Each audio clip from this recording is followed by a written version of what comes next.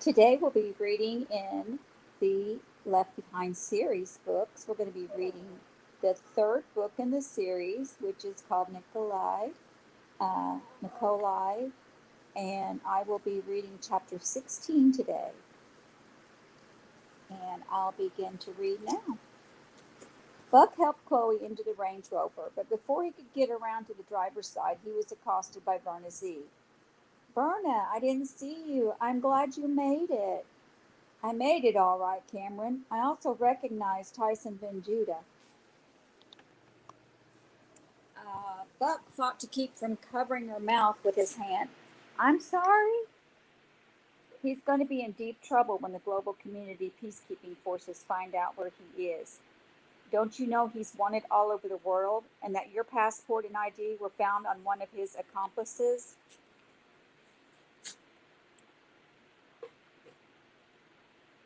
But you're in as much trouble as he is.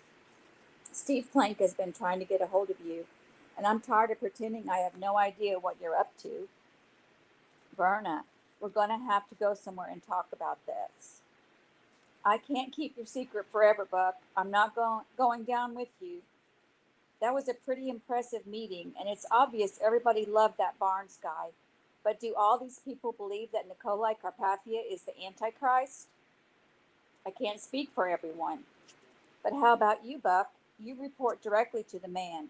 Are you going to write a story in one of his own magazines that says that? I already have, Verna.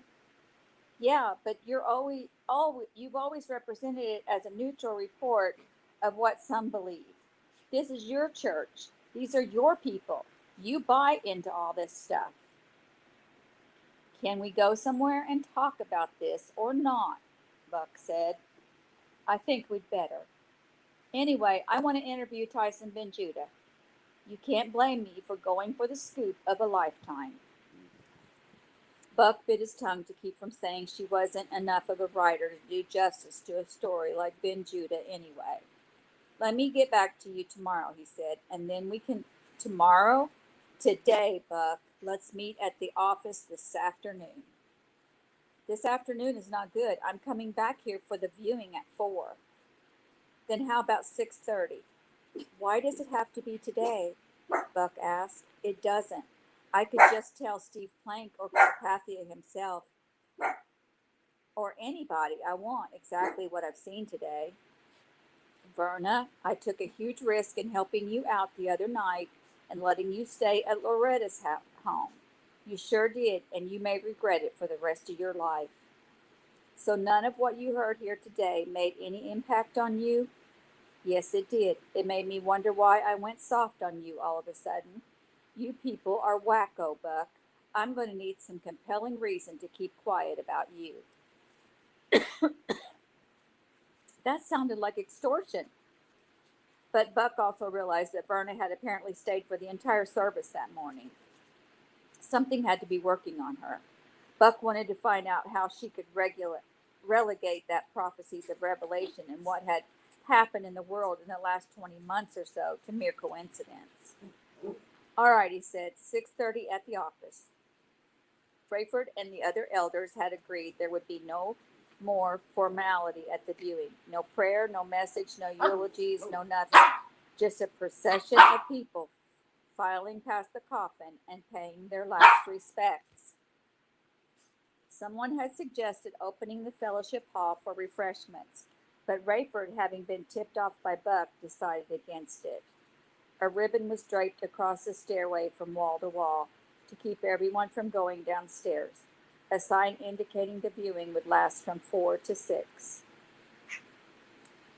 At about 5, while a crowd of hundreds slowly moved past the casket in a line that stretched out the front door, through the parking lot, and down the street, Buck wheeled into Loretta's parking spot with the Range Rover full of people. Chloe, I promise this is the last time I take advantage of your ailment and use you as decoy. A decoy for what? Do you think Carpathia is here and is going to grab you or Tyson? Buck chuckled. Rayford had been in the sanctuary since just before 4. Now Buck, Chloe, Amanda, Tyson, and Loretta excuse me, on the other. They helped her up the back steps as Buck opened the door. Buck peeked at the parishioners waiting in line to get into the church. Nearly all ignored his little group. Those who idly watched them seemed to be concentrating on the pretty young newlywed, her ankle cast, her sling, and her cane.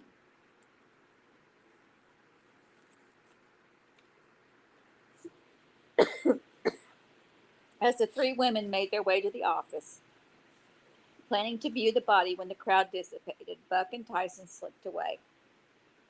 When Buck entered the office about 20 minutes later, Chloe asked, "Where's Tyson?" "He's around," Buck said. Rayford stood near Bruce's coffin, shaking hands with mourners. Donnie Moore approached. "I'm sorry to bother you with a question right here," Donnie said, "but would you know where I could find Mr. Williams? He ordered some stuff from me, and I've got it for him." Rayford directed him to the office. As Donnie and dozens of others filed past, Rayford wondered how long Hattie Durham would be with her mother in Denver. Carpathia had scheduled a meeting with Pontifex Maximus Peter Matthews, who had recently been named Supreme Pontiff of Engima, Babylon. Okay. One world faith, a conglomeration of all the religions in the world. Carpathia wanted Rayford back to New Babylon by the Thursday after next to fly the Condor 216 to Rome. There he was to pick up Matthews and bring him to New Babylon. Carpathia had made noises about headquartering Matthews and One World Faith in New Babylon, along with almost every other international organization. Rayford found himself numb, shaking hand after hand. He tried not to look at Bruce's body. He busied himself remembering what else he'd heard Carpathia saying through that ingenious reverse intercom bugging device the late Earl Halliday had installed in the Condor. Most interesting to Rayford was Carpathia's insistence on taking over leadership of several of the groups and committees that had been headed by his old friend and financial angel, Jonathan Stonigal. Buck had told Rayford and the rest of the Tribulation Force that he was in the room when Carpathia murdered Stonigal and then brainwashed everyone else to believe they'd just witnessed a suicide. With Carpathia now angling his way into the leadership of international relations committees, commissions, or international harmony, and most important, secret financial cooperatives, his motives for that murder became clear. Rayford let his mind wander to the good old days when all he had to do was show up at O'Hare on time, fly his routes, and come home. Of course, he was not a believer then, not the kind of husband and father he should have been. The good old days really hadn't been so good at all. He couldn't complain about excitement in his life. While he despised Carpathia and hated to be in a position of actual service to the man, he had long since decided to be obedient to God. If this was where God wanted him, it was where he would serve. He just hoped Hattie Durham might come back through Chicago before he had to leave. Somehow, he and Amanda and Chloe and Buck had to pull her away from Nicolae Carpathia. It had been encouraging to him in a perverse way that she had found her own reasons to distance herself from Nicolae. But Carpathia might not be so easily dumped, considering that she was carrying his child, and he was so jealous of his public image. Buck was busy with Donnie Moore, learning the incredible features of the new computers, when he heard Loretta on the phone. "Yes, Verna," she was saying. "He's busy with someone right now, but I'll tell him you said Steve Plank called." Buck excused himself from Donnie for a second and mouthed to Loretta, "If she's at the office, ask her if my checks are there." Buck had been away from both the New York and Chicago offices on paydays for several weeks and was pleased to see Loretta nodding after she had asked Verna about the checks. One thing he had seen in Bruce's printouts, and which had been corroborated by Tyson, was that he needed to start investing in gold. Cash would soon be meaningless. He had to start stockpiling some sort of financial resource because even if the best case scenario, even if Verna became a believer and protected him from Carpathia, He couldn't maintain this ruse for long. That relationship would end. His income would dry up. He would not be able to buy or sell without the mark of the beast anyway. And the new world order Carpathia was so proud of could virtually starve him out. By 5:45, the sanctuary was nearly empty. Rayford headed back to the office. He shut the door behind him. We can have our moment alone with Bruce's body in a few minutes, he said. The Tribulation Force, plus Loretta, and minus Tyson, sat somberly. So that's what Donnie Moore brought you, Rayford said, nodding at the stack of laptops. Yep, one for each of us. I asked Loretta if she wanted one too. Loretta waved him off, smiling. I wouldn't know what to do with it. I probably couldn't even open it. Where's Tyson? Rayford said. I really think we ought to keep him with us for a while, and Tyson is safe, Buck said, looking carefully at Rayford. Huh? What does that mean? Loretta asked. Where is he? Rayford sat in a chair on wheels and rode it close to Loretta. Ma'am, there are some things we are not going to tell you for your own good. Well, she said, what would you say if I told you I didn't appreciate that very much? I can understand, Loretta. I'm not so sure you can, Captain Steele. I've had things kept from me all my life just because I was a polite Southern lady. A Southern belle is more like it, Rayford said. Now you're patronizing me, and I don't appreciate that either. Rayford was taken aback. I'm sorry, Loretta. I meant no offense. Well, it offends me to have secrets kept from me. Rayford leaned forward. I'm quite serious about doing this for your own good. The fact is, someday, and I mean someday very soon, very high-placed officials may try to force you to tell them where Tyson is. And you think if I know where he is, I'll crack? If you don't know where he is, you can't crack, and don't even have to worry about it. Loretta pursed her lips and shook her head. I know y'all are living dangerous lives. I feel like I've risked a lot just by putting you up.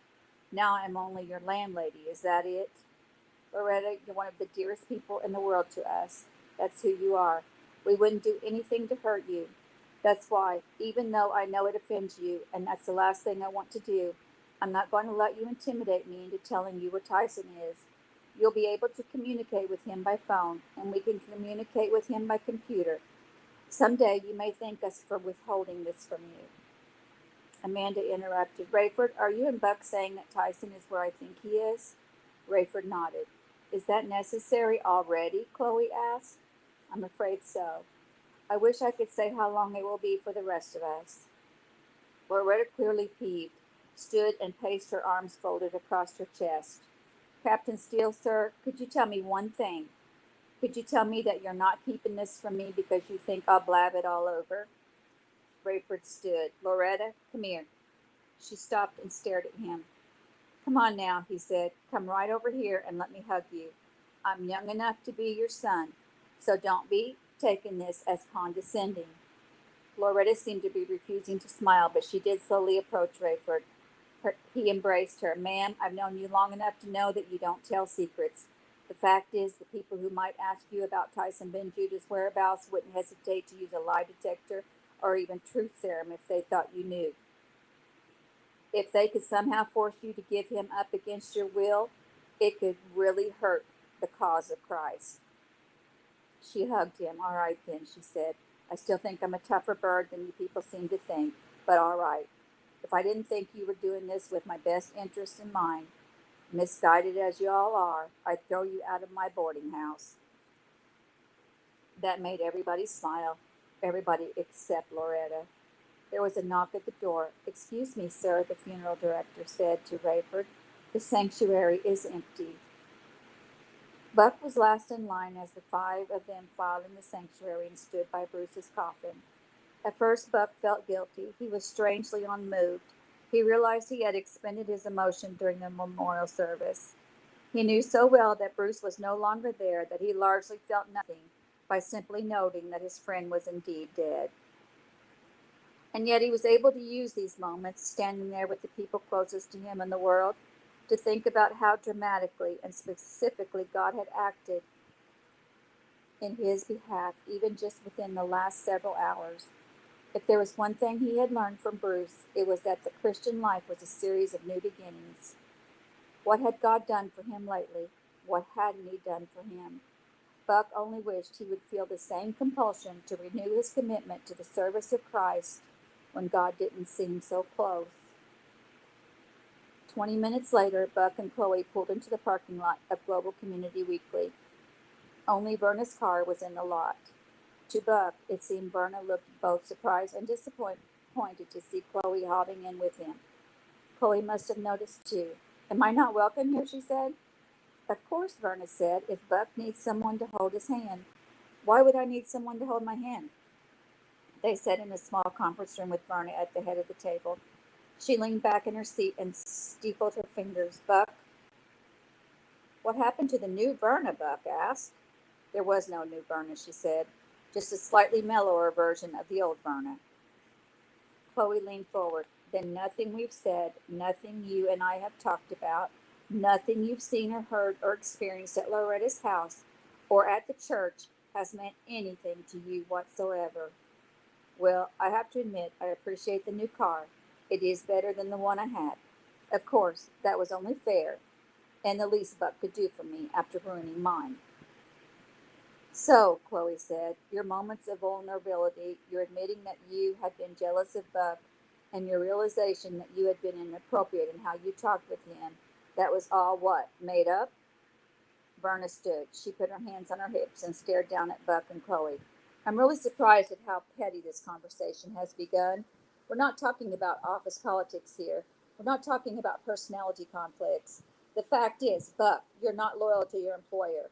It's not just a matter of worrying because it isn't journalism the way it's supposed to be. I've got a problem with that myself. I even told Chloe that, didn't I, Chloe? You did. Carpathia has brought up all the news outlets. I know that, Vernon continued. None of us old-fashioned journalists enjoy the prospect of covering news our owner is making. We don't like being expected to put his spin on everything, but, Buck, you're a wolf in sheep's clothing. You're a spy. You're the enemy. You not only don't like the man, you also think he's the Antichrist himself. Why don't you sit down, Verna? Chloe said. We all know the little negotiation hints from the books that teach you how to look out for number one. I can't speak for Buck, but you're trying to tower over me. Doesn't intimidate me. I'll sit down, but only because I want to. So what's your name? Chloe said. Are you about to engage in extortion?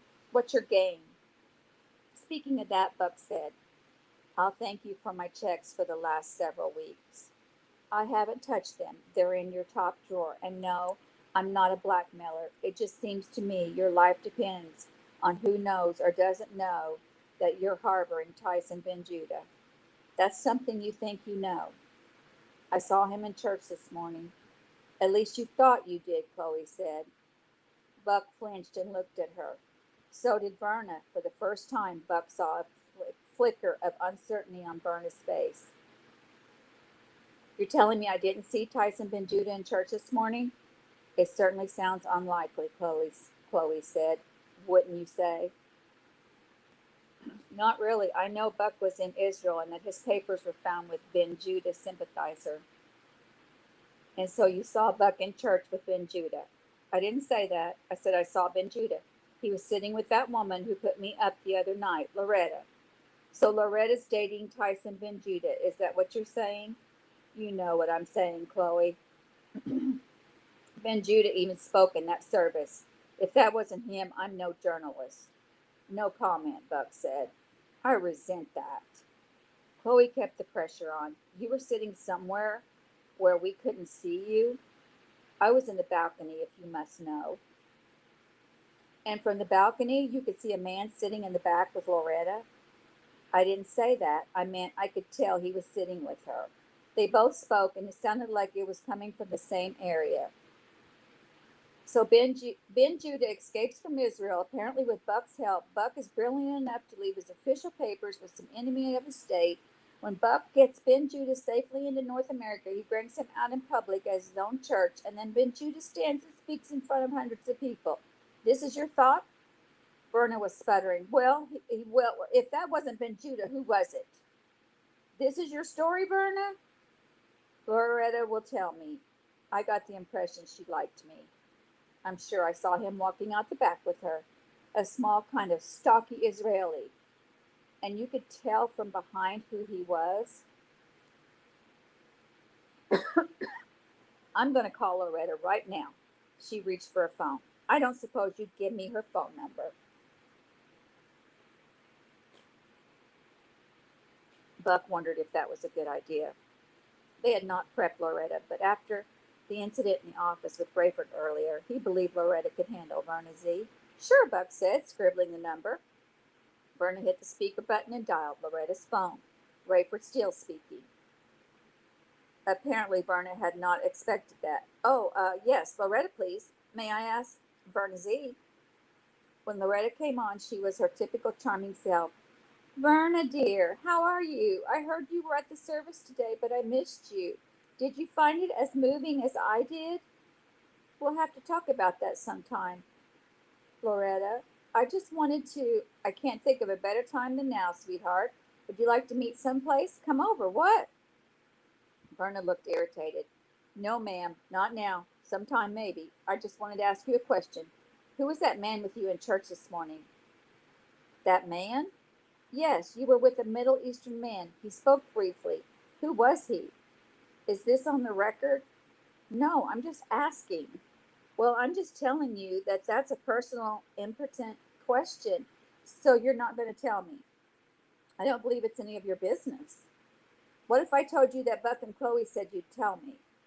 First off, I'd probably say you were a liar, but that would be impolite and more impotent than the question you asked. Impertinent. Just tell me if that was Rabbi Tyson ben Judah of Israel. It sounds like you've already named him.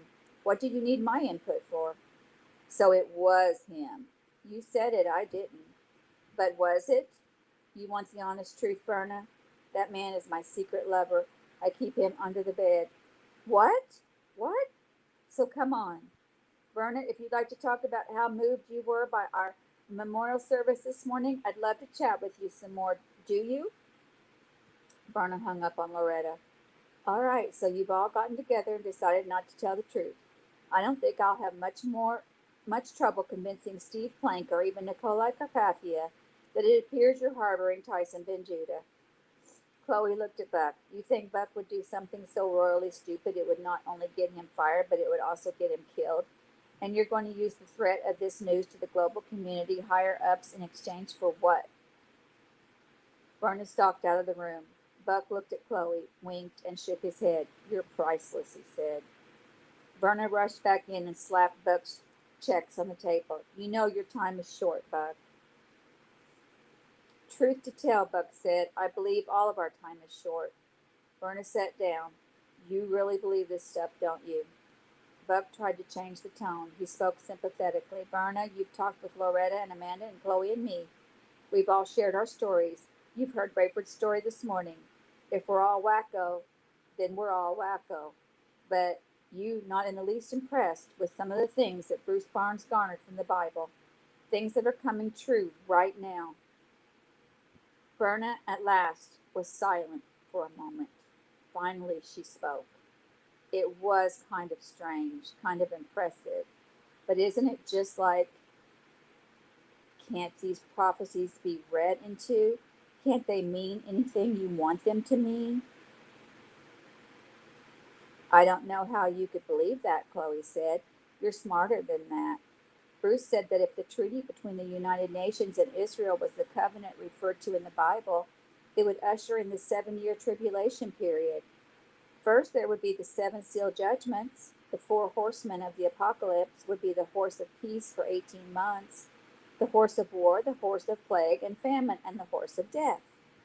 That's all symbolic, isn't it? Verna said. Of course it is, Chloe said. I haven't seen any horsemen, but I have seen a year and a half of peace. I have seen World War III break out. I've seen it result in plagues and famine with more to come. I've seen lots of people die, and more will. What will it take to convince you? You can't see the 5th seal judgment, the saints under the altar in heaven, but did you hear what Rayford said Bruce believes is coming next? An earthquake, yes, I know. Will that convince you?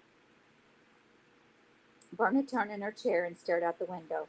I suppose that would be pretty hard to argue with. I have some advice for you, Chloe said. If that earthquake is as devastating as the Bible makes it sound, you may not have time to change your mind about all of this before your time is up.